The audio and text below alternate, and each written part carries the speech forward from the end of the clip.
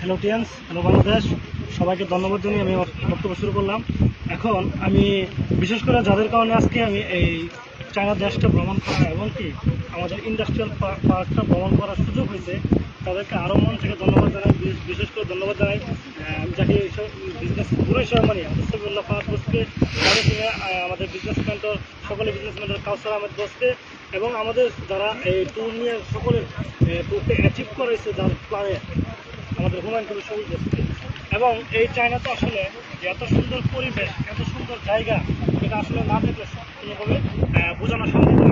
বিশেষ করে আমি যখন এই গেট দিয়ে ঢুকলাম, এই গেট দিয়ে ঢোকার পরে আমার কাছে এত ভালো লাগতেছে যে আমি এটা কোথায় আসলাম, যে এত সুন্দর পরিবেশ, ঠিক আছে, যেটা শুধু কল্পনাই করা যায়।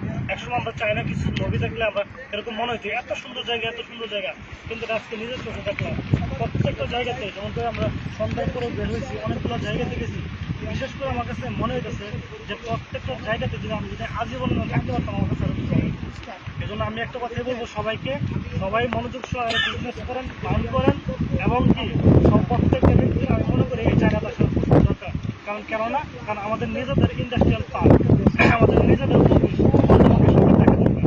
আমি প্রত্যেকটা ব্যক্তিকে বলবো আপনি ভালোভাবে কাজ করেন, মন থেকে কাজ করেন, আপনি যদি কাজ করেন অবশ্যই এখানে আসতে হবে, যেহেতু আমরা আসতে পারছি।